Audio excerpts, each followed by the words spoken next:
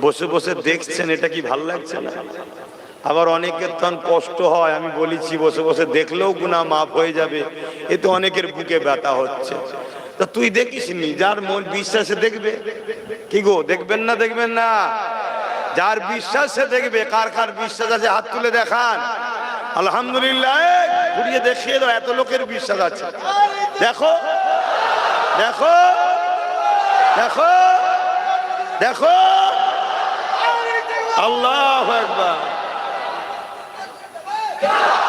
যার বিশ্বাস নেই সে দেখবে না। কি, যার বিশ্বাস নেই সে দেখবে না। বিশ্বাসে মিলাই বস্তু, তর্কে বহুদূর। রাসূলের ওয়ারিস, নবীর দ্বীনের পক্ষে যারা কাজ করে, শুধু আব্বাস কেন, যে কোনো হাক্কানি নবীর পক্ষে যারা কথা বলে, তাদের মুখ দেখলেই আল্লাহ গুনাহ মাফ করে। বলুন সুবহানাল্লাহ। আলেমদের আল্লাহ এত সম্মান দিয়েছে।